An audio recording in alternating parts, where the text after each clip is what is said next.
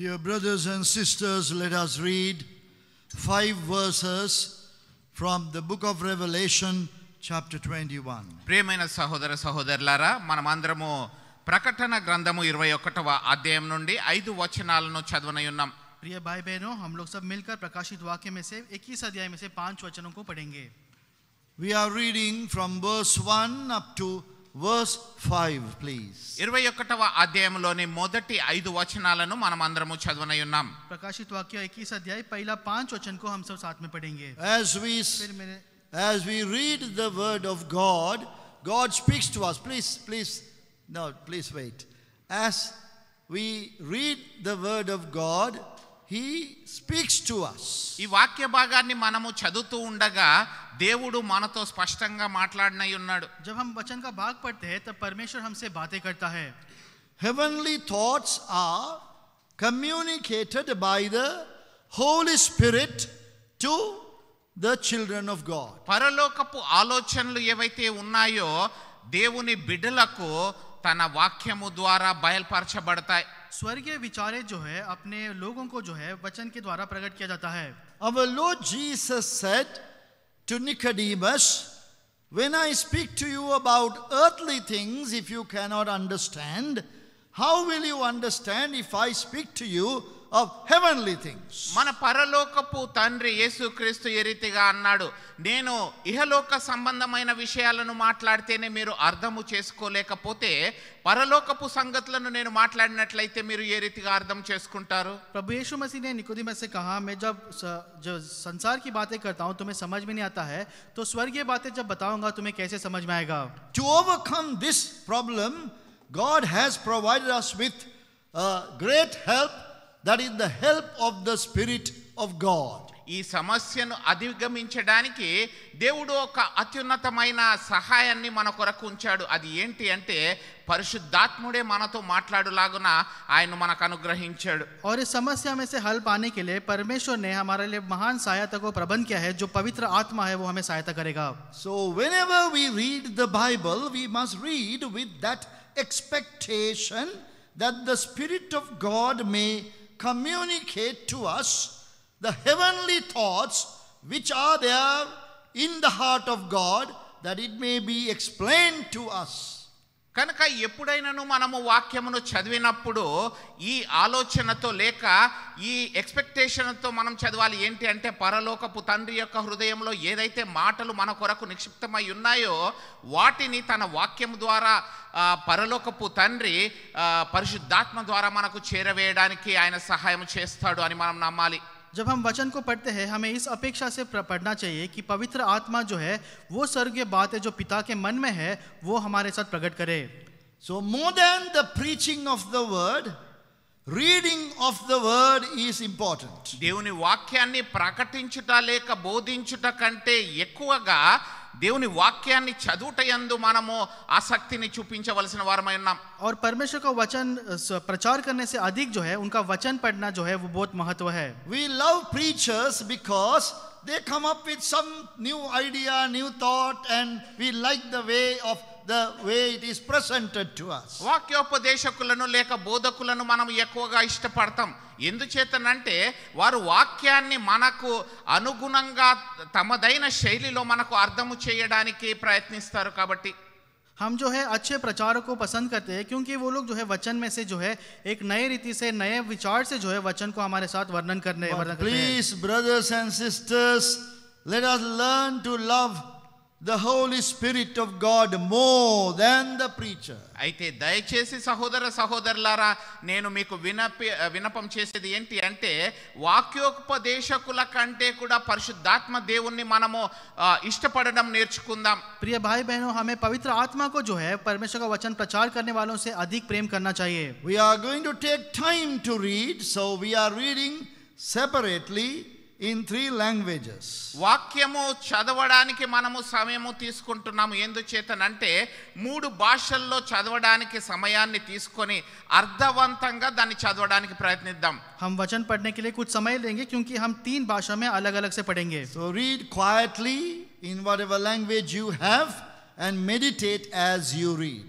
నిదానంగా మీకు సంబంధించిన భాషల్లో అర్థము చేసుకుంటూ ప్రతి మాటను చదవాల్సిందిగా కోరుతూ ఉన్నాను. आप शांति पूर्वक अपने अपने भाषाओं में पढ़िए और पढ़ते समय उसको ध्यान मनन करते हुए पढ़िएगा.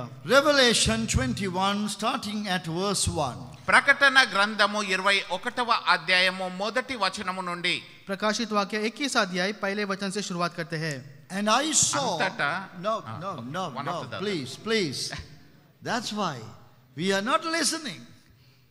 I just said, please quietly follow in your Bibles, whatever the language that you have.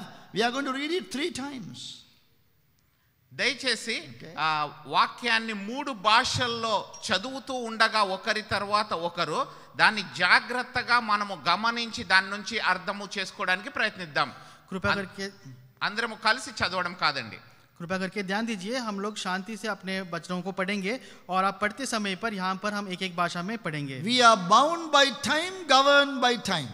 సమయాభావము చేత మనము సమయము మనల్ని నియంత్రిస్తూ ఉండగా మనం ఉంటున్నాం. हम समय में सीमित है और समय इनके द्वारा नियंत्रण किए जा रहे हैं. We say, why waste time? We'll read all together. మనం ఎందుకు సమయాన్ని వ్యర్థం చేయాలి, అందరము కలిసి ఒకేసారి చదువుదాం అనుకుంటాం. हम कहेंगे समय को क्यों व्यर्थ करना है, हम सब साथ में पढ़ेंगे. But today we will read it quietly and meditate and read slowly. అయితే ఈ రోజు మాత్రం దాన్ని అవలంబించకుండా నిదానముగా మరి ఒక భాష తర్వాత ఇంకో భాషలో మనం చదవడానికి ప్రయత్నిద్దాం.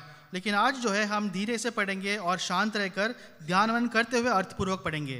And I saw a new heaven and a new earth. For the first heaven and the first earth were passed away, and there was no more sea. And I, John, saw the holy city, New Jerusalem, coming down from God out of heaven, prepared as a bride, adorned for her husband. And I heard a great voice out of heaven saying, Behold, the tabernacle of God is with men, and he will dwell with them, and they shall be his people. And God himself shall be with them and be their God. And God shall wipe away all tears from their eyes. And there shall be no more death, neither sorrow, nor crying, neither shall there be any more pain. For the former things are passed away. And he that sat upon the throne said, Behold, I make all things new. And he said unto me, Write, for these words are true and faithful. 21వ అధ్యాయము మొదటి వచనం నుండి చదువుతున్నాను, దయచేసి గమనించండి. అంతటా నేను క్రొత్త ఆకాశమును క్రొత్త భూమిని చూచితిని. మొదటి ఆకాశమును మొదటి భూమియు గతించిపోయెను, సముద్రమును ఇకను లేదు. మరియు నేను నూతనమైన యెరూషలేము అను ఆ పరిశుద్ధ పట్టణము తన భర్త కొరకు అలంకరింపబడిన పెండ్లి కుమార్తె వలె సిద్ధపడి పరలోకమందున్న దేవుని యొద్ద నుండి దిగి వచ్చుట చూచితిని. అప్పుడు ఇదిగో దేవుని నివాసము మనుషులతో కూడా ఉన్నది. ఆయన వారితో కాపురముండును, వారాయన ప్రజలయ్యుందురు. దేవుడు తానే వారి దేవుడయ్యుండి వారికి తోడయ్యుండును. ఆయన వారి కన్నుల ప్రతి బాష్ప బిందువును తుడిచివేయును. మరణము ఇక ఉండదు, దుఃఖమైనను ఏడ్పైనను వేదనయైనను ఇక ఉండదు. మొదటి సంగతులు గతించిపోయెనని సింహాసనంలో నుండి వచ్చిన గొప్ప స్వరము చెప్పుట వింటిని. అప్పుడు సింహాసనాసీనుడై ఉన్నవాడు, ఇదిగో సమస్తమును నూతనమైనవిగా చేయుచున్నానని చెప్పెను. మరియు ఈ మాటలు నమ్మకమును నిజమునయ్యున్నవి గనుక వ్రాయుమని ఆయన నాతో చెప్పుచున్నాడు. हिंदी में पढ़ते हैं. प्रकाशित वाक्य 21 अध्याय का पहला वचन से शुरुआत करते हैं. फिर मैंने नए आकाश और नई पृथ्वी को देखा, क्योंकि पहला आकाश और पहली पृथ्वी जाती रही थी और समुद्र भी न रहा. फिर मैंने पवित्र नगर नए यरूशलेम को स्वर्ग से परमेश्वर के पास उतरते देखा. वह उस दुल्हन के समान थी जो अपने पति के लिए श्रृंगार किए गए हो. फिर मैंने सिंहासन में से किसी को ऊंचे शब्द से यह कहते हुए सुना, देख, परमेश्वर का डेरा मनुष्य के बीच में है. वह उनके साथ डेरा करेगा और वे उसके लोग होंगे, और परमेश्वर आप उनके साथ रहेगा और उनका परमेश्वर होगा. वह उनकी आंखों से सब आंसुओं पोंछ डालेगा और इसके बाद मृत्यु न रहेगी और न शोक न विलाप न पीड़ा रहेगी, पहली बातें जाती रही। जो सिंहासन पर बैठा था उसने कहा, देख मैं सब कुछ नया कर देता हूँ। फिर उसने कहा, लिख ले, क्योंकि ये वचन विश्वास के योग्य और सत्य है।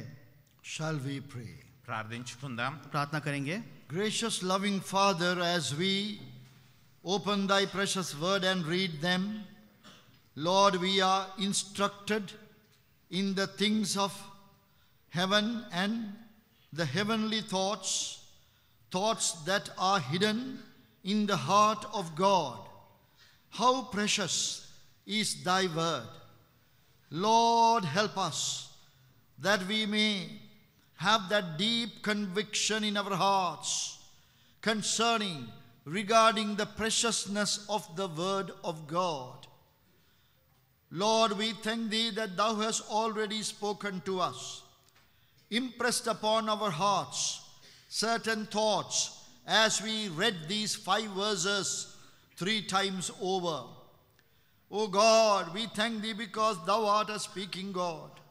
God who will by the power of his word bring about that transformation that is necessary, so that we may be citizens of heaven, that we may be able to walk in the light of the Lord for eternity to come.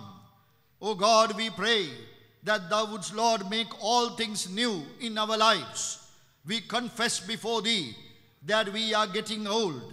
Lord, from the day of our salvation, when we became new creatures in the Lord Jesus Christ, we have been attending meetings. Thou knowest all things about us. We have preached the word of God. We have listened to the messages. We have sung songs.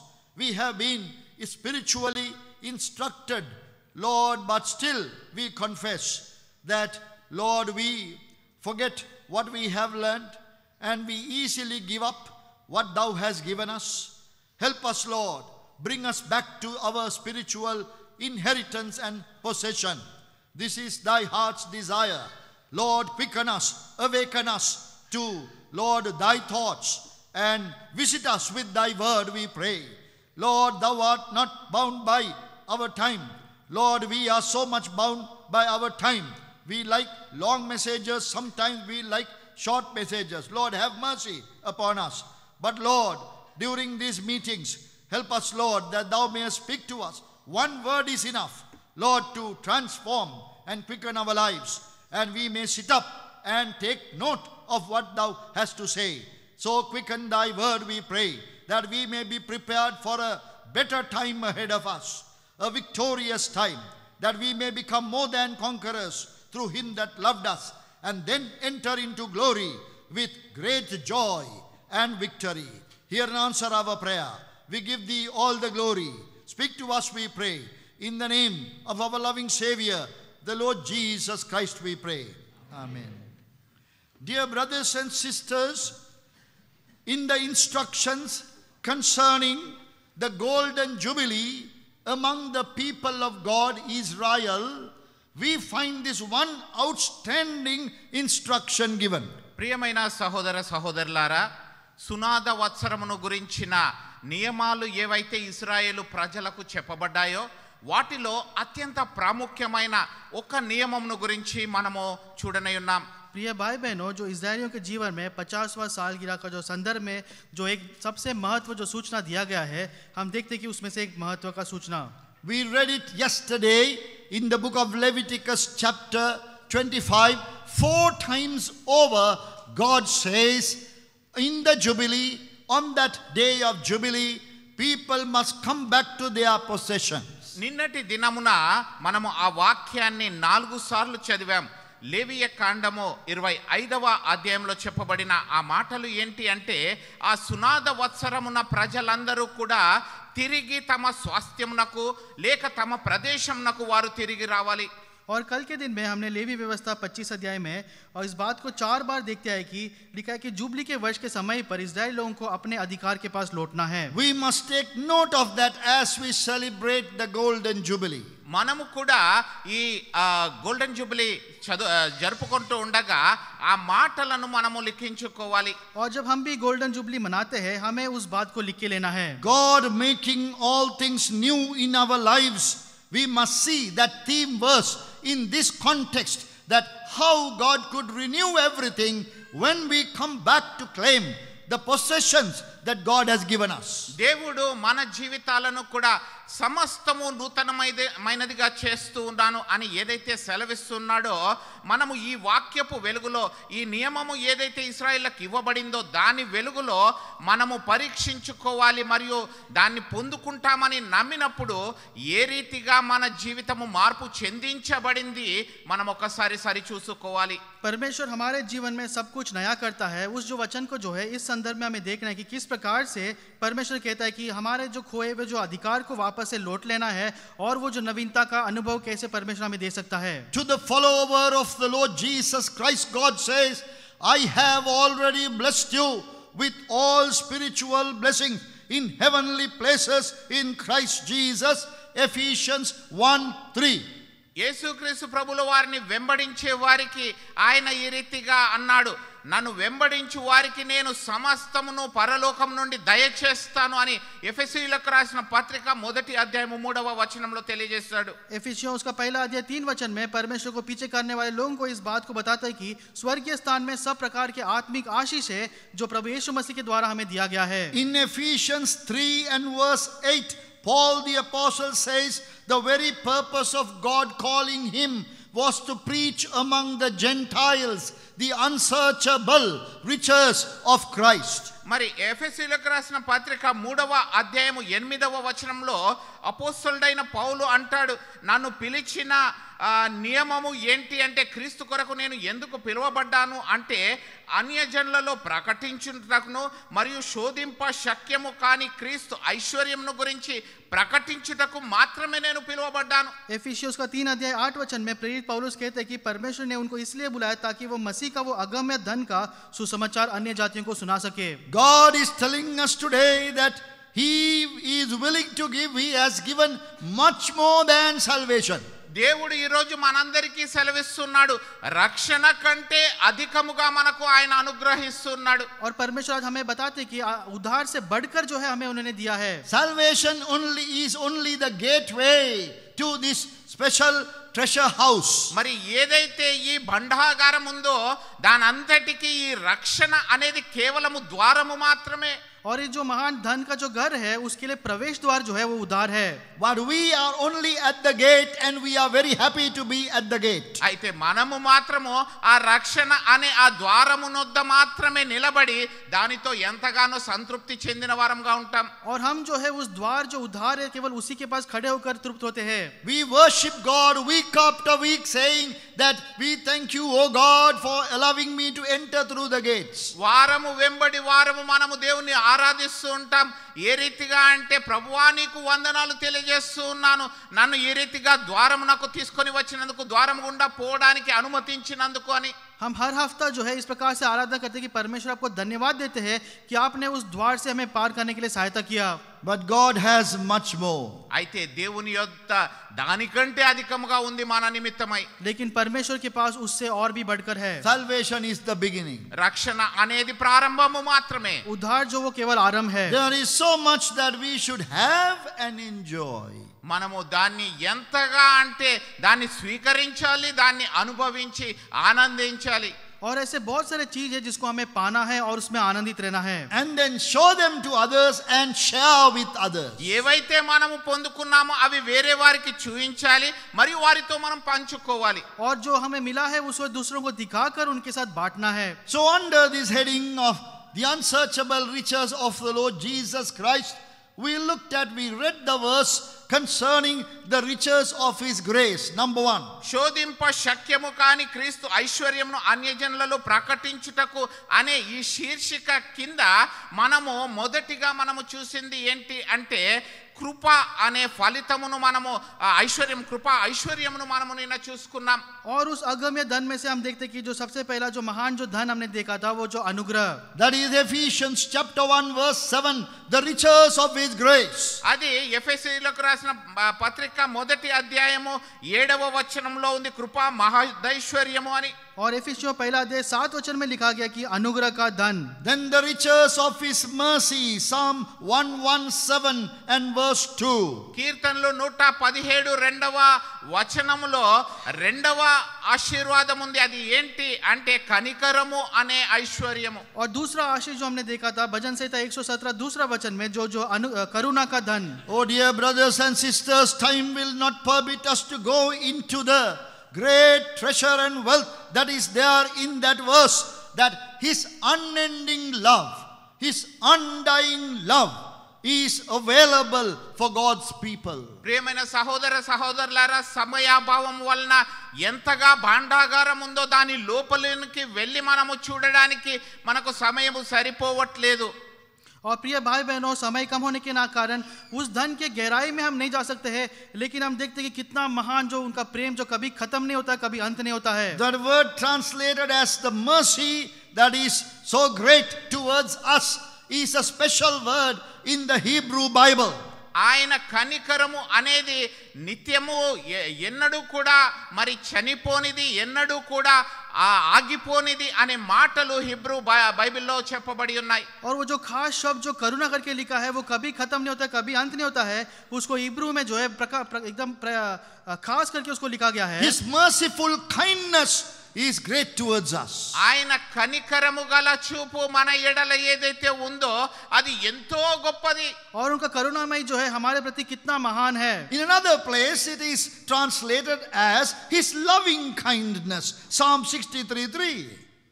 కీర్తనలు 63:3 వచనంలో అది దయగల కృపగా దయగల కనికరముగా చెప్పబడింది. और भजन संहिता 63 और 3 वचन में जो है उनका करुणा निदान करके लिखा गया है. And David is crying out to God saying, "Oh Lord, have mercy upon me according to thy loving kindness."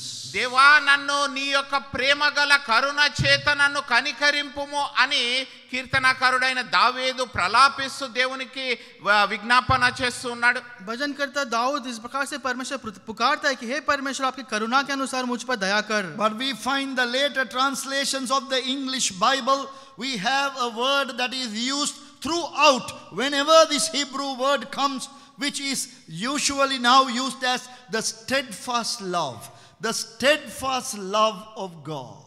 మరి తర్వాత పిదప వచ్చిన ట్రాన్స్లేషన్ అన్నిట్లో వేరే రీతిగా చెప్పబడింది. అయితే హీబ్రూ భాషలో చెప్పబడిన ఆ పదమునకు ఎగ్జాక్ట్గా అర్థము మనము తెలుసుకోవాలి అంటే ఎడతెగని ప్రేమ అనే మాట దానికి అర్థముగా ఉంటుంది. और उसके बाद देखते हैं कि इंग्लिश बाइबल में अलग अलग तर्जुमा होते हुए आया, लेकिन जो मूल भाषा में हम देखते हैं उसका अर्थ है कि कभी नहीं खत्म होने वाला प्रेम. Some of the young people must be singing, "The steadfast love of the Lord never ceases."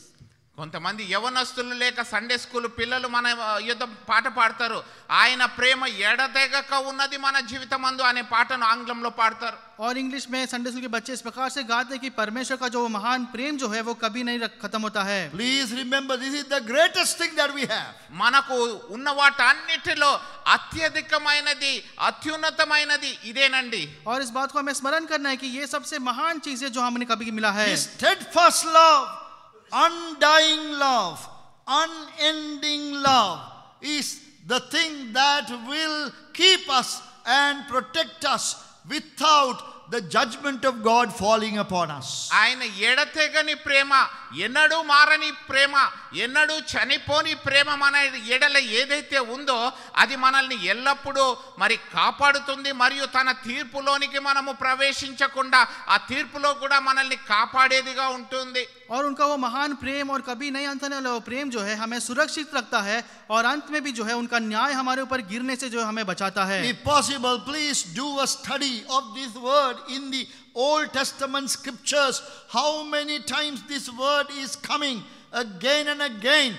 That has been the key word in the experience of the people of God Israel. దయచేసి మీకు సమయము దొరికినప్పుడు పాత నిబంధన గ్రంథములో ఎన్ని మార్లు ఈ ఎడతెగని ప్రేమ అనేది చెప్పబడిందో, తన ప్రజలైన ఇశ్రాయేలు ఎడల ఆయన ప్రేమను గురించి ఎన్ని సార్లు చెప్పబడిందో దాన్ని అంతటిని మీరు ఒక్కసారి బైబిల్ స్టడీగా ధ్యానించాలి అని నేను కోరుకుంటూ ఉన్నాను. और आपसे निवेदन करते हैं, जब समय मिलता है उस वचन के ऊपर आप ध्यान मन कीजिए कि परमेश्वर का महान प्रेम कितने बार पुराने नियम में इज़राइल लोगों के जीवन में आता है. How many times Israel failed the Lord? ఎన్ని సార్లు మరి వారు ఇశ్రాయేలు ప్రజలు దేవుని ఎదుట వైఫల్యము చెందిన వారుగా ఉన్నారు. और कितने बार इजरायली प्रजा परमेश्वर के सामने निसफल हो गए. But still God will be open to their cry. అయినప్పటికీ కూడా వారు ఎప్పుడు వారి దేవునికి మొరపెట్టినప్పటికీ కూడా ఆయన వారిని స్వీకరించడానికి సిద్ధముగా ఉన్న దేవుడుగా ఉన్నాడు. लेकिन फिर भी परमेश्वर कभी भी जो है उनके पुकार को सुनने के लिए तैयार रहते हैं. Then number 3 is the riches of his peace. మూడవది ఆయన సమాధానము అనే ఐశ్వర్యము. और जो तीसरा विषय है उनका शांति का धन. Come, let us take possession of this. ఆ స్వాస్థ్యమును మనము తీసుకుందాం రండి. और आके हम उसको अधिकार उसके ऊपर ले लेंगे. We cannot live without it. అది లేకుండా మనం జీవించలేం. उसके बिना हम जीवन नहीं बिता सकते हैं. Life is not worth the living if we don't have the peace of God which passeth all understanding. జీవితంలో ఒకవేళ దేవుని సమాధానము అనేది లేకపోయినట్లయితే అది వ్యర్థము. और हमारा जीवन में वो जो परमेश्वर का शांति जो सब समझ से परे है, अगर वो नहीं है तो जीना व्यर्थ है. That is Philippians 1:7. ఫిలిప్పీలకు రాసిన పత్రిక 1వ అధ్యాయం 7వ వచనంలో అది రాయబడి ఉంది. फिलिपियों उसका पहला अध्याय 7 वचन में लिखा गया है. Then number 4, the riches of his joy. నాలుగవది అత్యున్నతమైన ఆయన ఆనందము, ఆయనలో ఉన్న ఆనందము అనే ఐశ్వర్యము. और चौथा विषय उनमें जो आनंद का जो धन है. Joy unspeakable and full of glory. దేవుని మహిమతో నిండిన మరియు చెప్పనశక్యము కాని ఆనందము. और वो आनंद जो है वर्णन से बाहर और परमेश्वर के महिमा से भरा हुआ है. 1 Peter 1:8. మొదటి పేతురు 1వ అధ్యాయము 8వ వచనము. पहला पत्रस पहला अध्याय 8 वचन में लिखा है. I want to raise a question. ఒక ప్రశ్న నేను మిమ్మల్ని అడగనివ్వండి. आपके सामने एक सवाल रखना चाहते हैं. How many of you in this hall have read a small booklet with that name, that topic, how I received joy unspeakable and full of glory? మరి ఒక ప్రశ్న నేను అడుగుతాను, ఈ హాల్లో ఉన్న ఎంతమంది ఒక చిన్న పుస్తకం ఉంది, ఆ చెప్పనశక్యము కాని ఆ ఆనందమును నేను ఎట్లు పొందుకొంటిని అనే పుస్తకాన్ని మీలో ఎంతమంది చదివారు? आप में से सबको एक सवाल पूछना चाहते हैं, कितने ने इस किताब को, छोटे सी किताब को पढ़ा है जो लिखा है कि कैसे मैंने जो वर्णन से बाहर आनंद और महिमा से भरा आनंद को पाया? Please put your hand up if you have read this. अगर आपने पढ़ा है तो हाथ ऊपर उठा के बताइए. Without any doubt, with certainty you must put your hand up. దయచేసి ఆ పుస్తకాన్ని చదివినట్లయితే చేతులు ఎత్తి చూపించాల్సిందిగా కోరుతున్నాను. How కనబడేదిగా. I received joy unspeakable and full of glory. You can see, read that in one sitting. It's a small booklet. చాలా చిన్న పుస్తకం అండి. ఒక్కసారి మనం కూర్చున్నట్లయితే ఈ పుస్తకాన్ని ఏ రీతిగా నేను చెప్పనశక్యము కాని దేవుని మహిమతో నిండిన ఆ ఆనందమును ఎట్లు పొందుకొంటిని అనే పుస్తకాన్ని చదవడం చాలా సులభం. ये छोटा सा किताब है, एक ही बार में आप बैठकर पढ़ सकते हैं. वो किताब कैसे मैंने वो जो वर्णन से बाहर और महिमा से भरा हुआ आनंद को पाया. So less than 50% of you put your hand up, మీలో but others did not. మీలో దాదాపు 50% మంది మాత్రమే చేతులు ఎత్తారు, మిగతా మంది ఎత్తలేదు. आप में से 50% से कम लोग नहीं हाथ उठाया, बाकी लोग ने नहीं उठाया. Those who have a copy now at home with you in Dubai, please put your hand up. మీలో ఎవరి గృహంలోనైనా ఈ పుస్తకము ఉన్నట్లయితే దుబాయ్లో దయచేసి చేతులు ఎత్తాల్సిందిగా నేను ప్రోత్సహిస్తున్నాను. और किसके पास भी घर में वो किताब अगर दुबई में है तो अपना हाथ ऊपर उठा के बताइएगा. Thank you. You need to do something now. మీరు ఒక పని చేయాలండి. धन्यवाद. आपको एक काम करना होगा. We can collect about 20-25 copies, I think. బహుశా మీరు చేతులెత్తిన దాన్ని బట్టి నేను 20-25 పుస్తకాలు మనము సమకూర్చొచ్చు అనుకుంటున్నాను. और जितनों ने हाथ उठाया उसमें से हम 20-25 किताब इकट्ठा कर सकते हैं. You must bring next Sunday that copy and give it to someone who has not read it. తదుపరి ఆదివారము మనం ఇక్కడ కూడుకున్నప్పుడు దయచేసి మీరు ఆ పుస్తకాన్ని తీసుకొని వచ్చి ఎవరైతే చదవలేదో వారికి ఆ పుస్తకాన్ని ఇవ్వాల్సిందిగా కోరుతున్నాను. और आपसे निवेदन करते हैं आने वाले इतवार को जिनके पास किताब है वो लेके आइएगा और जिन्होंने नहीं पढ़ा है उनको वो किताब दीजिए पढ़ने को. But make sure after 7 days, following Sunday, you get it back. అయితే ఒకటి మీరు ఎన్షూర్ చేసుకోండి, 7 దినములైన పిదప మరలా ఆదివారం వచ్చినప్పుడు వారి నుంచి మీరు మరలా తీసుకోవాలి. लेकिन आप ध्यान से दूसरे 7 दिन के बाद वो किताब उनसे वापस लीजिएगा. That is the testimony of Brother Bakht Singh. అది సహోదరుడు భక్త సింగ్ గారి యొక్క సాక్ష్యము. और वो हमारे बड़े भाई भक्त सिंह अंकल के गवाही है. He is simply explaining how he received joy unspeakable and full of glory. ఆయన ఎంతో సులభతరంగా ఏ రీతిగా చెప్పనశక్యము కాని దేవుని మహిమతో నిండిన ఆ అత్యున్నతమైన ఆనందాన్ని ఆయన తన జీవితంలో పొందుకున్నాడనే విషయం. और उसमें लिखा है उनके जीवन में कैसे उन्होंने वर्णन से बाहर और महिमा से भरा हुआ परमेश्वर का आनंद को पाया. So that let us do this practically. I am not just suggesting this. Let us try to do this, and every one of us read that and see how wonderfully God can give us also that kind of joy. ఇది కేవలం ఏదో చెప్పడానికి మీకు చెప్పట్లేదు, కానీ నిజంగా మనం అది ప్రాక్టీస్ చేస్తాం. ఏంటి అంటే ఎవరైతే చదవలేదో వారికి ఇచ్చుట ద్వారా వారు కూడా ఈ అత్యున్నతమైన ఆనందాన్ని ఏ రీతిగా పొందుకోవచ్చో తెలుసుకుంటారు. और ऐसे आपको बोलने के लिए नहीं बोलते, लेकिन व्यावहारिक रीति से आप उस किताब को लीजिए और जानिए कि किस प्रकार से परमेश्वर ने उनके जीवन में उस वर्णन से बाहर और महिमा से भरा हुआ आनंद दिया. As people who attend church every week without fail, people look at our face and they cannot see joy on our faces. ఒకవేళ వారము వెంబడి వారము మనము ఆ చర్చికి వస్తూ ఉన్నప్పటికీ కూడా మన హృదయంలో లేక ముఖంలో ఎలాంటి ఆ ఆనందము లేనట్లయితే ఏ రీతిగా ఉంటుంది. और अगर हफ्ता भर हफ्ता हम कलीसिया को आते हैं और हमारे चेहरे में अगर परमेश्वर का आनंद नहीं दिखता है तो क्या कैसे रहेगा वो. Then we find riches of faith. Next one, riches of faith. తదుపరిది మరి ఆ విశ్వాసం యొక్క ఐశ్వర్యము. उसके बाद हम विश्वास का धन को देखते हैं. Faith which is much more precious than gold. విశ్వాసము అనేది బంగారము కంటే అంటే స్వర్ణము కంటే ఎంతో అధికమైనది. विश्वास जो सोने से भी अति बहुमूल्य है. 1 Peter 1:7. మొదటి పేతురు మొదటి అధ్యాయం 7వ వచనంలో ఉంది. पहला पत्रस पहला अध्याय 7 वचन में लिखा है. It is the trial of our faith which is precious to God. అది మన విశ్వాసమునకు కలిగే శోధన మరియు దేవుని దృష్టిలో ఎంతగానో ప్రశస్తమైనది. हमारा विश्वास परखा जाना वो परमेश्वर के दृष्टि में कितना बहुमूल्य है. This is God's very nature. అది దేవుని సహజ రీతి అయి ఉందండి. और ये परमेश्वर का स्वभाव है. We don't like it, మనము దాన్ని ఇష్టపడము, हमें वो पसंद नहीं है. but we cannot help it because this is who God is. అయితే దాన్ని మనం ఏ రీతిగాను మార్చలేము. ఎందుకు అంటే అదే దేవుని యొక్క సహజ శైలి లేక రీతి. लेकिन हम उससे कुछ नहीं कर सकते क्योंकि वही हमारा परमेश्वर है. He says, I want to test your faith as a man will test gold. ఆయన అంటూ ఉన్నాడు, నేను మీ విశ్వాసాన్ని పరీక్షించాలి. ఏ రీతిగానంటే ఒక మానవుడు స్వర్ణాన్ని ఏ రీతిగా పరీక్షిస్తాడో ఆ రీతిగా మీ విశ్వాసాన్ని నేను పరీక్షించాలి. वो कहते हैं कि आपका विश्वास को मुझे परखना है जैसे एक मनुष्य सोने को परखता है. Then number 6 is the riches of his hope.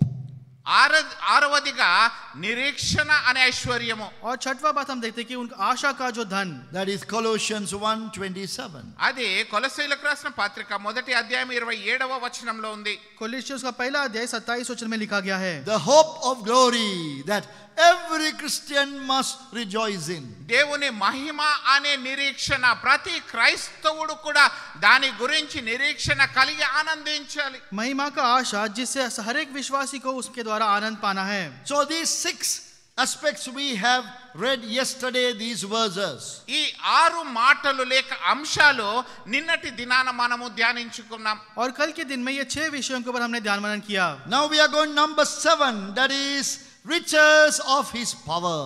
ఆయన శక్తి యొక్క ఐశ్వర్యము అనే 7వ అంశాన్ని ఈ రోజు మనం చూసుకుందాం. अभी हम 7वां विषय को देखेंगे जो उनका सामर्थ्य का धन. Ephesians chapter 1 verse 19. ఎఫెసీయులకు రాసిన పత్రిక మొదటి అధ్యాయము 19వ వచనము. एफिसियों का पहला अध्याय 19 वचन. And what is the exceeding greatness of his power to usward who believe, according to the working of his mighty power.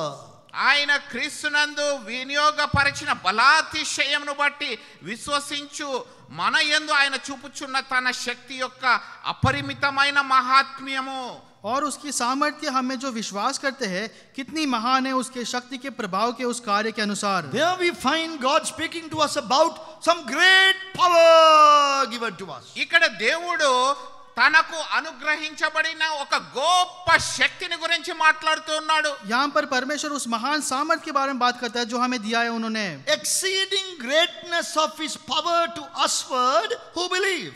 మరి ఆ బలాతిశయంను బట్టి ఎంతగానో అత్యధికమైన తన శక్తి అపరిమితమైన మహాత్మ్యము ఏ రీతిగా ఉందో దాని గురించి తెలియజేస్తున్నాడు. और उसकी महान सामर्थ्य हमें जो विश्वास करते हैं उनको। What is this power? ఈ శక్తి ఏంటండి? और ये सामर्थ्य क्या है? Next verse will explain it. ఆ తదుపరి వచనము దాని గురించి మరలా తెలియజేస్తుంది. उसके बाद का वचन उसको वर्णन करता है। The power which God wrought in Christ when he raised him up from the dead. ఆ బలాతిశయము చేత క్రీస్తును మృతులలో నుండి లేపిన శక్తి అది. और जो उसने मसीह में किया कि उसके मरे हुए में से जिलाकर स्वर्गीय स्थानों में बिठाया। This is a clear reference to the power of resurrection of the Lord Jesus Christ. ప్రభువైన యేసు క్రీస్తు ప్రభుల వారి పునరుద్ధానపు శక్తి యొక్క దైవికమైన అంశం అది. और ये प्रभु यीशु मसीह के जो पुनरुत्थान के जो महान सामर्थ्य को जो है ये प्रकट करता है। Please take note of this. There is only one power available from God to the Christian believer. దయచేసి దీన్ని మీరు నోట్ చేసుకోవాల్సిందిగా కోరుతున్నాను. దేవుని యొద్ద నుండి మానవునికి లభించే అత్యున్నతమైన శక్తి ఒకటి మాత్రమే. इस बात को लिख लीजिए कि परमेश्वर से केवल एक ही शक्ति है जो मनुष्य जाति को दिया गया है। That one power which is available is the power of resurrection of the Lord Jesus Christ. ఆ ఏకైక శక్తి మానవునికి ఏదైతే ఇవ్వబడిందో అది యేసుక్రీస్తు ప్రభుల వారి పునరుద్ధానపు శక్తి మాత్రమే. और वो जो एक शक्ति जो है वो प्रभु यीशु मसीह का पुनरुत्थान का सामर्थ्य जो मनुष्य के लिए दिया गया है। In this present time and age, many Christians talk about the power of the Holy Spirit of God. ఈ కాలంలో చాలా మంది వక్తలు పరిశుద్ధాత్మ యొక్క శక్తిని గురించి మాట్లాడుతూ ఉంటారు. और प्रस्तुत के समय में बहुत सारे लोग पवित्र आत्मा का सामर्थ्य के बारे में बोलते हैं। But they do not understand what it actually means. అయితే దాని గురించి ఏమాత్రము అవగాహన లేకుండా పూర్తి అర్థము లేకుండా వారు మాట్లాడేవారుగా ఉన్నారు. लेकिन उसका क्या सही अर्थ है उसको नहीं बता पाते हैं। That is why they keep on saying the power of the Holy Spirit without realizing it is the power of resurrection. Please note this, the power of resurrection of the Lord Jesus Christ brought to us by the Holy Spirit. అందుకనే వారు ఎల్లప్పుడూ కేవలము పరిశుద్ధాత్మ యొక్క శక్తి అని మాత్రమే చెప్తారు. కానీ యేసుక్రీస్తు ప్రభుల వారి పునరుద్ధానపు శక్తిని మనకు బయలుపరిచిన పరిశుద్ధాత్మ అని చెప్పడము వారు మర్చిపోతారు. वो केवल कहते हैं कि पवित्र आत्मा का सामर्थ्य, लेकिन इस बात को हमें ध्यान देना है कि प्रभु यीशु मसीह का जो पुनरुत्थान का सामर्थ्य जो है पवित्र आत्मा के द्वारा हमें लाए गए हैं। Look at John chapter 16 verse 14. యోహాను సువార్త 16వ అధ్యాయము 14వ వచనానికి మనం గమనిద్దాం. యోనా सुसमाचार 16 अध्याय 14 वचन दिखते हैं। He shall glorify me, for he shall receive of mine and shall show it unto you. ఆయన నా వాటిలోనివి తీసుకొని మీకు తెలియజేయును గనుక నన్ను మహిమపరచును. वह मेरी महिमा करेगा क्योंकि वह मेरी बातों में से लेकर तुम्हें बताएगा। The Holy Spirit of God, third person of the Trinity, will receive the things of Christ and show them to us, give them to us. త్రిత్వంలో ఉన్న మూడవ వ్యక్తి పరిశుద్ధాత్మ దేవుడు మరి వాటిలోనివి తీసుకొని మీకు తెలియజేయును అని దేవుడు సెలవిస్తున్నాడు. और त्रिएक परमेश्वर में से पवित्र आत्मा जो है वो परमेश्वर से बातें लेकर हमें बताएगा। Two preachers, two men of God extensively preached on this subject and they stand alone, very outstanding in the 20th century. 20వ శతాబ్దంలో ఇద్దరు వాక్యోపదేశకులు లేక బోధకులు ఈ అంశము పైన విస్తారముగా వారు మాట్లాడిన వారుగా ఉన్నారు. और ये 20वीं सदी में हम देखते हैं कि दो जो महान प्रचारक है इस विषय में जो है बहुतायत से जो है प्रचार करते हैं और खड़े रहते हैं। They were Brother Bakht Singh of India and Watchman Nee of China. వారిలో ఒకరు సహోదరు భక్త సింగ్ గారు ఇండియా నుండి, రెండవ వారు చైనా నుండి వాచ్మెన్ నీ అనే సహోదరుడు. और उनमें से जो एक हमारा बड़ा भाई अंकल भक्त सिंह अंकल और चाइना में से watchman knee brother. But today the Christian world is poorer. అయితే ఈ రోజు మరి క్రైస్తవ సమాజము అనేది Poorer. పేదరికంలో ఉంది. लेकिन आज के दिन में देखते कि मसीह जो समाज जो है वो गरीबी में है. You go into a bookstore and trying to find us on this subject a book is very difficult to find the power of resurrection of the Lord Jesus Christ. ఒక పుస్తక భాండాగారంలోనికి వెళ్ళి మీరు యేసుక్రీస్తు ప్రభుల వారి పునరుద్ధానపు శక్తిని గురించిన మాటలు చెప్పబడిన పుస్తకం గురించి వెతికితే మీకు దొరకదది. और कोई बुक की किताब में अगर दुकान में जाकर आप इस किताब को ढूंढोगे प्रभु यीशु मसीह के पुनरुत्थान के सामर्थ के बारे में आपको नहीं मिलता है. But some of the old timers will know how Brother Buxing used to take us through the whole holy convocation, 9 days, on this one subject, the power of resurrection of the Lord Jesus Christ. అయితే మరి బహుశా ప్రాచీన సమయానికి సంబంధించిన వ్యక్తులు వారు జ్ఞాపకం చేసుకుంటారు. సహోదరు భక్త సింగ్ గారు కాన్వకేషన్ లో 9 దినాల పాటు ఏకదాటిగా యేసుక్రీస్తు ప్రభుల వారి పునరుద్ధానపు శక్తిని గురించి చెప్పిన మాటల్ని వారు బహుశా జ్ఞాపకం చేసుకోగలరు. लेकिन जो उन दिनों के विश्वासी लोग थे वो लोग जब बोल सकेंगे कि किस प्रकार से भाई भक्त सिंह ने महासभाओं में पूरे 9 दिन जो है प्रभु यीशु मसीह का पुनरुत्थान के सामर्थ के बारे में बताते हैं. 10 appearances of the Lord Jesus after resurrection to the disciples. పునరుద్ధానుడైన యేసుక్రీస్తు ప్రభు తన శిష్యులకు 10 మార్లు తన్ను తాను కనపరుచుకొనుట. और पुनरुत्थान के बाद में प्रभु यीशु मसीह अपने चेलों को 10 बार प्रकट होते हैं. Each appearance the Lord Jesus was revealing something, some secret mystery about the power of resurrection. ప్రతిసారి ఆయన తన్ను తాను కనపరుచుకున్నప్పుడు ఏదో మర్మము దానిలో దాగి ఉంది, ఏదో రహస్యము దాగి ఉంది, ఏదో ఉపదేశము శిష్యులకు ఆయన ఇచ్చాడు. और हर समय प्रभु यीशु मसीह को प्रकट होते समय वो लोग जो है उन्होंने पुनरुत्थान का जो रहस्य को उनको बताते आए हैं. We are empowered by that power of resurrection. ఆ పునరుద్ధానపు శక్తినే మనము స్వీకరించిన వారంగా ఉన్నాం. और उस पुनरुत्थान का शक्ति के द्वारा हमने बल पाया है. The Spirit of God is bringing that power of resurrection to us. దేవుని ఆత్మ, పరిశుద్ధాత్మ ఆ పునరుద్ధానపు శక్తిని మనలోనికి తీసుకొని వస్తుంది. और पवित्र आत्मा जो है परमेश्वर का पुनरुत्थान का सामर्थ को हमारे अंदर लेके आता है. But today we desire some imaginary power, claiming the power of the Holy Spirit, very much a soulic power we would like to have and demonstrate, which is soulic in kind, in nature. అయితే ఈ రోజుల్లో మనము అటువంటి అత్యున్నతమైన శక్తిని కాక ఏదో ఊహాజనితమైన శక్తిని మనం పొందుకోవాలి, వాటిని ఇతరుల ఎదుట ప్రదర్శించాలి అనే ఆ కోరికతో మనము ఉంటూ ఉన్నాం. हम लोग आज के दिनों में वैसे नहीं सोचते हैं, लेकिन किस प्रकार से उसके बारे में सोच विचार करके दूसरों को उसके द्वारा कुछ प्रदर्शन करना करके हम सोचते हैं. I hope that you know the difference between soulic and spiritual.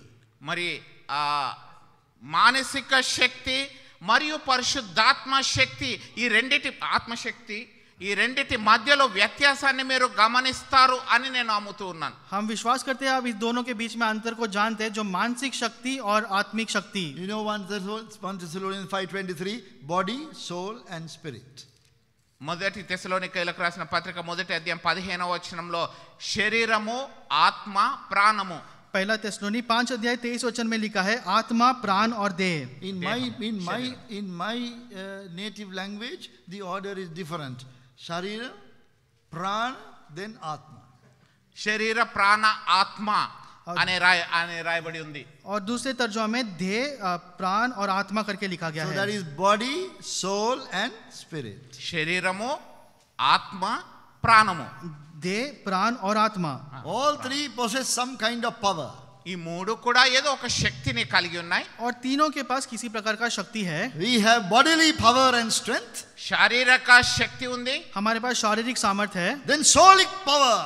ఆత్మీయ శక్తి ఉంది. और फिर प्राण के संबंधित शक्ति है. Then comes the spiritual power. Okay, రెండవది ప్రాణమునకు సంబంధించిన శక్తి మరియు మూడవది ఆత్మీయ శక్తి అండి. और तीसरा जो है वो आत्मिक शक्ति जो है. Please get it right. దయచేసి దాన్ని సరిగా అర్థం చేసుకోండి. और कृपा करके उसको सही रीति से अर्थ कीजिएगा. Otherwise we will miss our way. లేకపోతే మన దారిని మనము కోల్పోయే వారముగా ఉన్నాం. नहीं तो हम हमारे मार्ग से भटक जाएंगे. Some people think if we can shout out a lot very loud, we have so much of power. కొందరు అనుకుంటారు మేము గట్టిగా అరిచి చెప్పినట్లయితే వాళ్ళలో ఎంతో శక్తి ఉంది అని అందరికి కనబడుతుంది అనుకుంటారు. कुछ लोग सोचते हैं अगर हम जोर से चिल्लाकर बताएंगे तो कि हमारे अंदर सामर्थ्य करके लोग को लगेगा. In 1988, when I first visited Jehovah Shammah in Chennai, 1988లో మొదటిసారి నేను చెన్నైలో ఉన్న జెహోవా షమ్మా అనే మందిరంనకు నేను వెళ్ళినప్పుడు, और भाई जब भी 1988 में जेहोशमा कलीसिया में गए थे, I was asked to preach the word of God. అక్కడ దేవుని వాక్యాన్ని ప్రకటించాలని నేను కోరబడ్డాను. वहां पर उनको वचन बांटने के लिए कहा गया था. I preached a long message. చాలా సుదీర్ఘమైన వర్తమానాన్ని నేను అందించాను. और बहुत लंबा प्रचार वहां पर किया था. After the message was over, వర్తమానము అందించిన పిదప और वचन के बाद one of the elders came to me ఒక ఆ సంఘ పెద్ద నా యుద్ధకు వచ్చి ఈ రీతిగా అన్నాడు. और एक कलीसिया का जिम्मेदार भाई आकर कहे and said, Brother Neville, there is a microphone in front of you. సహోదరుడా నెవిల్ గారు, మీ ఎదుట ఒక మైక్రోఫోన్ అనేది ఉంది. उन्होंने कहा भाई नेवल आपके सामने माइक्रोफोन रखा गया है. You don't have to shout so much. మీరు అంతగా అరిచి గగ్గోలు పెట్టి చెప్పాల్సిన అవసరం లే. आपको उतना चिल्लाकर बताने की जरूरत नहीं है. Because we thought or we think sometimes by our shouting that we can accomplish the work of God. ఎందుకంటే మనం చాలా సార్లు అనుకుంటాం అరిచి గట్టిగా చెప్పడం వల్ల దేవుని కార్యాన్ని మనము జరిగిస్తామని. क्योंकि हम कई बार सोचते हैं कि चिल्लाकर बताने के द्वारा हम परमेश्वर के काम को पूरा कर सकते हैं. What is important is the spiritual power. ఏది ప్రాముఖ్యమైనది అంటే ఆత్మీయ శక్తి. और आत्मिक शक्ति जो है वो सबसे प्रमुख है. Which is given to us by God. Adi- And through the Holy Spirit of God, the power of resurrection of the Lord Jesus Christ is working, operating in us. అయితే అది దేవుని ద్వారా పరిశుద్ధాత్మ ద్వారా మనకు అది ఇవ్వబడినందున పరిశుద్ధాత్మ శక్తి పునరుద్ధానపు శక్తిని మన యందు నింపి అది కార్యములో జరిగించేదిగా ఉంది. क्योंकि वो परमेश्वर के द्वारा पवित्र आत्मा के द्वारा हमें जो पुनरुत्थान का शक्ति दिया गया है जो हमारे द्वारा काम करता है. That is how God is going to make all things new. అదే ఆ రీతిగానే దేవుడు సమస్తమును నూతనమైనవిగా చేయనయ్యున్నాడు. और वैसे ही परमेश्वर हमारे अंदर सब कुछ नया करेंगे. So this is such an important treasure that we have. ఇది అత్యధికమైన అమూల్యమైన ఐశ్వర్యము మనము కలిగి ఉన్నది. और ये जो है एक महत्व धन हमें मिला हमारे पास है. So the power of resurrection, the riches of his power. పునరుద్ధానపు శక్తి, ఆ శక్తి అనే ఐశ్వర్యము. और पुनरुत्थान का शक्ति और उनका जो शक्ति का जो धन. Then Romans chapter 8 verse 21. తరువాత రోమీలకు రాసిన పత్రిక 8వ అధ్యాయము 21వ వచనము. रोमियो उसका 8 अध्याय 21 वचन. We are trying to get this thought, so we are taking the verse, that line out of its context, and we try to pick up that what we want to say. ఆ సందర్భంలో ఉన్న వాక్యాలను మనము తీసుకొని ఆ మాటల ద్వారా లేక ఆ పదబంధము ద్వారా ఏది మనకు బోధిస్తుంది అనేది మనం గమనించడానికి ప్రయత్నిస్తున్నామండి. और इस वचन को जो है उस संदर्भ में से निकाल कर हमारे लिए किस प्रकार का संदेश देता है इस बात को देखते हैं. Romans 8:21, because the creature itself also shall be delivered from the bondage of corruption into the glorious liberty of the children of God. రోమీలకు రాసిన పత్రిక 8వ అధ్యాయము 21వ వచనము, ఏలయనగా సృష్టి నాశనమునకు లోనైన దాస్యములో నుండి విడిపింపబడి దేవుని పిల్లలు పొందబోవు మహిమ గల స్వాతంత్రమును పొందును. रोमियो उसका 8 अध्याय 21 वचन कि सृष्टि भी आप ही विनाश के दासत्व से छुटकारा पाकर परमेश्वर की संतानों की महिमा की स्वतंत्रता प्राप्त करेगी. So that is the next one. అది తదుపరిదండి. और इसके बाद ये विषय को देखते हैं. Glorious liberty that is found in the Lord Jesus Christ. యేసుక్రీస్తు ప్రభుల వారి యందు మనము కనుగొనేది మహిమ గల స్వాతంత్రము. और प्रभु यीशु मसीह में हमें जो महिमित स्वतंत्रता दिया गया है. One problem we are faced with today as believers is we are coming under the control of the human tradition. మరి ఈ రోజు మానవులంగా మనము ఎదుర్కొనే అత్యధికమైన ఒక సవాలు ఏంటి అంటే మానవులకు సంబంధించిన ఆచార వ్యవహారాల చేత మనము కట్టబడి ఉన్నాం. और आज के दिनों में हम एक जो समस्या से पीड़ित है वो जो है मनुष्य के रीति रिवाज के नियंत्रण में आते हैं. But God has planned to deliver us from all such traditions through His Son, the Lord Jesus. అయితే అటువంటి ఆచారాల నుండి తన కుమారుడైన ప్రియ కుమారుడైన యేసుక్రీస్తు ద్వారా తండ్రి అయిన దేవుడు మనకు స్వాతంత్రము అనుగ్రహించాలి అని ఆయన నియమించాడు. लेकिन परमेश्वर ने अपने पुत्र प्रभु यीशु मसीह के द्वारा उस परिस्थिति से हमें छुड़ाने के लिए योजना बनाया है. Some believers without knowing, without no proper knowledge, they call human tradition, they call by the name our pattern. మరి చాలా మంది విశ్వాసులు మరి ఈ రీతిగా సంపూర్ణమైన అవగాహన పరిపూర్ణమైన అర్థము లేకుండా ఈ ఆచారాలను ఏమి అంటారు అంటే మా రీతి అదేనండి అంటారు. और कुछ लोग जो है उस रीति रिवाजों को गलत समझकर वो कहते हैं कि वही हमारे जो एक नमूना की नाई जिसको हम पालन करते हैं.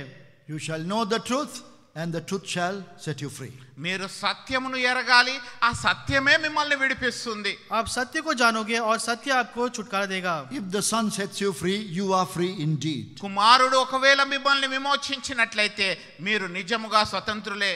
यदि पुत्र आपको छुटकारा देगा तो आप सचमुच छुटाए गए हैं. Do not become the servants of man. మీరు మానవునికి దాసులుగా ఇక ఏమాత్రం ఉండరు. और मनुष्य के दास बनकर नहीं रहना है. We have become the slaves of the Lord Jesus Christ. యేసుక్రీస్తు ప్రభుల వారి దాస్యంలోనికి మనం వచ్చి ఉన్నాం. प्रभु यीशु मसीह के दासत्व में हमें आना है. He delivers us from all human tradition which is contrary to the word of God. విశ్వాసులందరూ ఏదైతే మానవ సహజమైన ఆచారాల్లో ఉన్నారో అది దేవుని వాక్యానికి విరోధమైనది అని ఎరగాలి.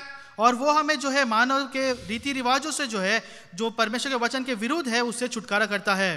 The next one, the riches of His promise. తరువాతది ఆయన వాగ్దానము అనే ఐశ్వర్యము. और उसके बाद हम देखते हैं उनके प्रतिज्ञा के धन. One outstanding characteristics of our fellowship is that we emphasize so much the promises of God. మన సమాజము అత్యధికముగా నొక్కి వక్కానించేది ఇతర సంఘాలతో పోలిస్తే ఏంటి అంటే మనం వాగ్దానము పైన ఎంతగానో ప్రాముఖ్యతను మనము ఇస్తాం. और हमारा कलीसिया का एक खास बात ये है कि हम जो है प्रतिज्ञा को जो है बहुत ज्यादा महत्व देते हैं. We have so many promises. మనకు ఎన్నో వాగ్దానాలు ఉన్నాయి. और हमें बहुत सारे प्रतिज्ञाएं हैं. We have baptism promise. బాప్తిస్మంకు సంబంధించిన వాగ్దానం ఉంది. बपतिस्मा के लिए प्रतिज्ञा है. And then we have New Year promise. ఆ నూతన సంవత్సరానికి సంబంధించిన వాగ్దానం ఉంది. फिर नए वर्ष के लिए प्रतिज्ञा है. And we have the church promise. సంఘ వాగ్దానం ఉంది. फिर कलीसिया के लिए प्रतिज्ञा है. Birthday promise. మరి జన్మదినానికి సంబంధించిన వాగ్దానం ఉంది. फिर जन्मदिन के लिए प्रतिज्ञा है. Only promise that we don't have is the funeral promise. కేవలము ఒకటే ఒక వాగ్దానము కొరవడింది ఏంటి అంటే చనిపోయినప్పుడు ఇచ్చే వాగ్దానము. और केवल एक प्रतिज्ञा नहीं है जो भूस्थापना के कार्य के समय मिलने के लिए प्रतिज्ञा नहीं है. We are so good at this. వీటిలో మనము చాలా నిష్ణాతులము. और इस विषय में हम बहुत अच्छे हैं. We enjoy the promises of God. దేవుని వాగ్దానాలను మనము తీసుకోవడానికి ఎంతగానో ఇష్టపడే వారంగా ఉన్నాం. हम परमेश्वर के प्रतिज्ञा पाने के लिए कितना ही आनंदित होते हैं. Each time we want a better promise. ప్రతిసారి కూడా ఇంతకు ముందు దానికంటే మంచి వాగ్దానము పొందాలనుకుంటాం.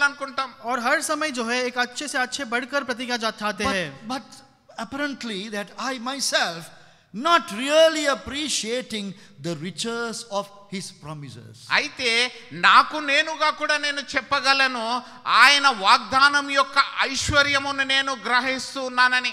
और लेकिन मैं देखता हूं कि मैं ही जो है उस प्रतिज्ञा कितना महत्व है उसको मैं ध्यान नहीं देता हूं. 2 Peter 1:4. రెండవ పేతురు మొదటి అధ్యాయము 4వ వచనము. दूसरा पत्रस उसका दूसरा अध्याय 4 वचन. Second book of Peter and chapter 1 and verse 4. పేతురు రాసిన రెండవ పత్రిక మొదటి అధ్యాయము 4వ వచనము. दूसरा पत्रस पहला अध्याय 4 वचन. Whereby are given unto us exceeding great and precious promises, that by these you might be partakers of the divine nature, having escaped the corruption that is in the world through lust. ఆ మహిమ గుణాతిశయములను బట్టి ఆయన మనకు అమూల్యములను అత్యధికములైన వాగ్దానములను అనుగ్రహించి ఉన్నాడు. దురాశను అనుసరించుట వలన లోకమందున్న భ్రష్టత్వమును ఈ వాగ్దానముల మూలముగా మీరు తప్పించుకొందురు. जिनके द्वारा उसने हमें बहुमूल्य और बहुत ही बड़ी प्रतिज्ञा दी है, ताकि इनके द्वारा तुम उस सड़ाहट के से छुटकारा जो संसार में बुरी अभिलाषाओं से होती है, ईश्वरीय स्वभाव के संभागी हो जाओ. Please tell me, what is the purpose of God giving us promises? దయచేసి ఒక్క విషయాన్ని చెప్పండి. దేవుడు వాగ్దానాన్ని మనకు ఇచ్చుట వెనుక ఉన్న ఆ పర్పస్ ఏంటి, లేక ఆశ ఏంటి? इस बात को बताइएगा, परमेश्वर प्रतिज्ञा देने के हमारे जीवन में उसका उद्देश्य क्या है? What should be the end result? దాని యొక్క పర్యవసానము లేక ఫలితం ఏంటి? उसका अंत में परिणाम क्या होना चाहिए? That we may be partakers of the divine nature. ఆయన దైవిక స్వభావమునందు మనము పాలివారమగునట్లు, ताकि हम ईश्वरीय स्वभाव में संभागी हो जाए. The promises of God must bring about in us a life-changing process, work, that we may be more and more like God. దేవుని వాగ్దానములు మనలో ఒక మార్పును తీసుకొని రావాలి. ఏ రీతిగా అంటే మనకున్న మానవ నైజము మనము వదులుకొని దైవిక స్వభావంలోనికి, ఆయన స్వరూపములోనికి మనం మార్చబడినట్లు. और परमेश्वर का प्रतिज्ञा हमारे जीवन में इस प्रकार से काम करे कि हमारे जीवन को बदल कर बहुतायत से जो है परमेश्वर की और हमें ईश्वरीय स्वभाव में बदले. The nature of God, దేవుని యొక్క సహజ శైలి లేక రీతి, परमेश्वर का स्वभाव, His holiness, ఆయన పరిశుద్ధత, उनका पवित्रता, His love, ఆయన ప్రేమ, उनका प्रेम, His righteousness, ఆయన నీతి, उनका धार्मिकता, the nature of God. ఆయన స్వభావము, దేవుని యొక్క స్వభావము. परमेश्वर का स्वभाव. There is no other reason why God would give us promises. అది కాకుండా వేరే ఏ కారణము లేదు దేవుడు మనకు వాగ్దానములను ఇచ్చుట వెనక. और कोई कारण नहीं है कि परमेश्वर हमें उनकी प्रतिज्ञा दे. We like promises, మనం వాగ్దానాలను ప్రేమిస్తాం, प्रतिज्ञा को हम पसंद करते हैं, but we think in terms of this worldly life. అయితే వాటిని మనము కేవలము ఇహలోక రీతిగా మాత్రమే మనం చూస్తుంటాం. लेकिन हम हमारे सांसारिक जीवन के बराबर में उसको सोचते हैं. I would like a promise like, I will make you a great man. నేను నిన్ను మహాజనముగా చేస్తాను అనే వాగ్దానము లాంటివి మనం ఇష్టపడతాం. और मैं तुम्हें एक महान मनुष्य बनाऊंगा, ऐसे प्रतिज्ञा को पसंद करते हैं. So until I receive such a promise, I am not happy. అటువంటి వాగ్దానం నేను పొందుకోని వరకు కూడా ఎలాంటి ఆనందము లేకుండా ఉంటాను. और वैसा प्रतिज्ञा मिलने तक मैं खुश नहीं रहता. If I receive the promise, you will be the head and not the tail, I am very happy. ఒకవేళ ఇటువంటి వాగ్దానము నీవు తలగా ఉండువు కానీ తోకగా ఉండవు అనే వాగ్దానం వస్తే నాకు చాలా సంతోషం. और ऐसा प्रतिज्ञा कि मैं तुम्हें सिर बनाऊंगा बल्कि पूंछ नहीं, तो हम खुश रहते हैं. So I look at my fellow brother and said, hey, you are the tail, I am the head. కనుక నేను నా సహ విశ్వాసి వైపు చూసి నీవు తోకవు మాత్రమే, నేను తలని అని చెప్తాను. तो मैं दूसरे विश्वासियों को देखकर कहूंगा, मैं सिर हूं और तुम पूंछ हो करके. We have got the promises of God, we have accepted them in a wrong way. దేవుని వాగ్దానాన్ని మనం పొందుకుంటాం, అయితే వాటిని వేరే రీతిగా మనము అవలంబిస్తాం, లేక వాటిని స్వీకరించిన వారంగా ఉంటాం. हमने परमेश्वर से प्रतिज्ञा को पाए हैं, लेकिन हमने गलत रीति से उसको स्वीकार किया है. We must receive the promises of God with the fear of God in our heart. దేవుని వాగ్దానములను మనం తీసుకోవాలి, అయితే దేవుని భక్తి లేక దేవుని భయము మన యందు ఉండి దాని ద్వారా మాత్రమే వాటిని స్వీకరించాలి. हमें परमेश्वर की प्रतिज्ञा को हमारे मन में भय के साथ स्वीकार करना It है. is not for carnal enjoyment or for carnal consumption, but it is for spiritual edification. అయితే అది ఏమాత్రము కూడా శారీరక రీతిగా అవసరాలను తీర్చేది లేక శారీరక రీతిగా మనకు మరి ఆ పరిపూర్ణతనిచ్చేది కాదు, కానీ ఆత్మీయంగా మనల్ని ఎంతగానో ఎడిఫికేషన్ ఇచ్చేదిగా ఉంది. वो हमारे शरीर के लाभ अभिलाषों को पूरा करने के लिए नहीं, लेकिन आत्मिक बढ़ोतरी के लिए है. You may be partakers of the divine nature. ఆయన దేవ స్వభావమునందు మనము పాలివారము అగునట్లు. और ईश्वरीय स्वभाव के हम संभागी हो जाए. More promises, more divine nature.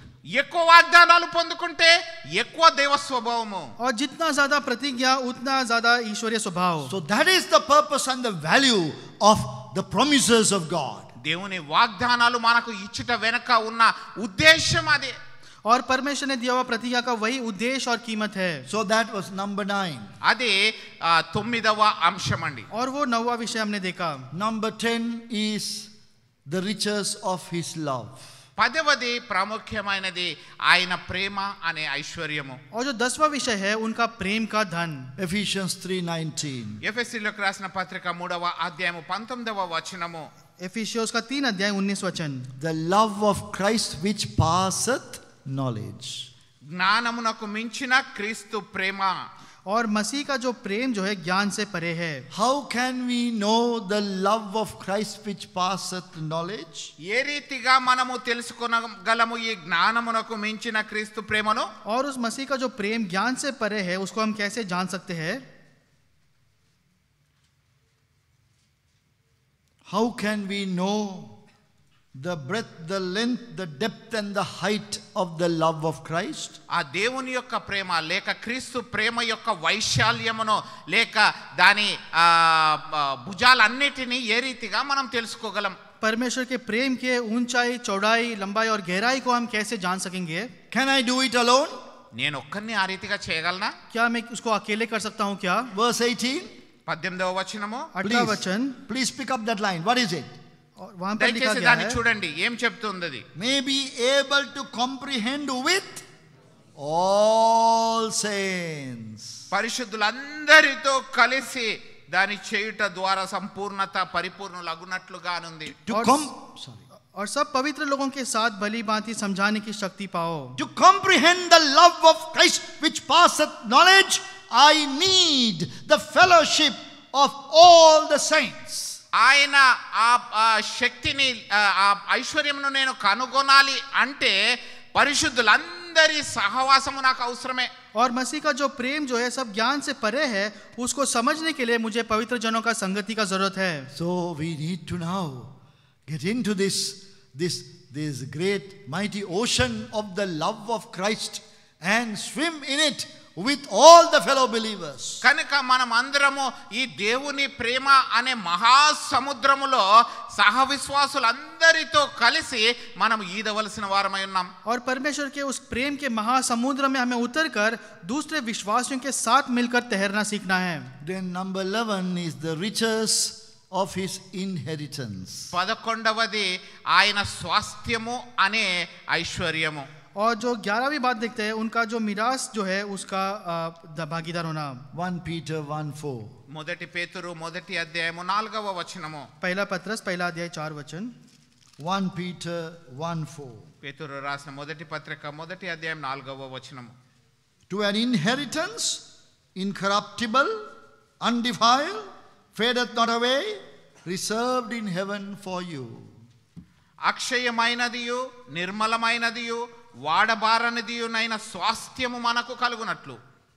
अर्थात एक अविनाशी और निर्मल और अजर मिरास के लिए जो तुम्हारे लिए स्वर्ग में रखी है।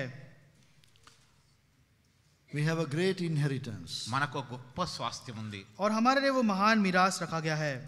It is reserved for you. అది నీ కొరకు అది ఉంచబడి ఉంది. और वो हमारे लिए रखा गया है। We don't have to fight for it. దాని గురించి ఏమాత్రం పోరాటం చేయాల్సిన అవసరం లేదు. और उसके लिए हमें किसी प्रकार की लड़ाई करने की जरूरत नहीं है। It is a reserved inheritance, reserved in heaven for you. అది పరలోకమునందు నీ కొరకు జాగ్రత్తగా ఉంచబడిన స్వాస్థ్యం అది. और वो स्वर्ग में जो है हमारे लिए वो रखा गया है। Because we have such a poor understanding of this truth, we fight with each other for position and power. దీని గురించి మనకు అంతగా అవగాహన లేదు, అర్థం చేసుకోలేము. కాబట్టి మన స్థానముల గురించి స్థాయి గురించి ఇతరులతో పోరాడే వారంగా ఉంటాం. और इसको सही से हम समझ नहीं पाते हैं, इसके लिए हम दूसरों के साथ स्थान के लिए और सामर्थ्य और अधिकार के लिए लड़ाई करते हैं। Finally, Romans 9:23. చివరిగా రోమీలకు రాసిన పత్రిక 9వ అధ్యాయము 23వ వచనము. और आखिरी में रोमियो उसका 11 अध्याय 23 वचन में हम देखते हैं, Riches of his glory. ఆయన మహిమ అనే ఐశ్వర్యము. उनका महिमा का धन। Riches of his glory is available for us. మహిమైశ్వర్యము మన కొరకు అందుబాటులో ఉంది. और उनका महिमा का धन जो हमारे लिए रखा है। We started with riches of grace. కృప అనే ఐశ్వర్యముతో మనం ప్రారంభించాం. हमने अनुग्रह का धन से शुरुआत किया We end with riches of glory. और మహిమైశ్వర్యంతో మనం ముగిస్తున్నాం. और हम महिमा का धन से अंत करते हैं. God gives us grace and glory. దేవుడు మనకు కృపను అనుగ్రహిస్తాడు, మహిమను అనుగ్రహిస్తాడు. परमेश्वर हमें अनुग्रह और महिमा देते हैं. So dear brothers and sisters, we must come back to our possessions. ప్రియమైన సహోదర సహోదరులారా, మనమందరము కూడా మన స్వాస్థ్యమునకు తిరిగి రావాల్సిన వారమై ఉన్నాం. प्रिय भाई बहनों, हमें जो है हमारे खोए हुए अधिकार के पास वापस लौटना है. That is the greatest thought and the desire in God's heart as we celebrate the golden jubilee. ఈ గోల్డెన్ జూబ్లీని మనము స్వర్ణోత్సవాన్ని జరుపుకొనుచు ఉండగా దేవుని యొక్క ఉద్దేశము మరియు తన హృదయములోని కోరిక కూడా అదే, మనము తిరిగి స్వాస్థ్యమునకు తిరిగి రావాలి అని. और जैसे हम 50th गोल्डन एनिवर्सरी को मनाते हैं, यही परमेश्वर का महान उद्देश्य और इच्छा हमारे प्रति है. Let us pray. ప్రార్థించుకుందాం. प्रार्थना करेंगे. Gracious loving Father, we pray that thou wouldst bring us, O God, help us to return, bring us into our inheritance, our possession. Lord, make us rich, make us true followers of the Lord Jesus, that as we enjoy these riches, we may also show them to others and share them with others. Hear and answer our prayer. In the name of loving Savior, the Lord Jesus Christ, we pray. Amen.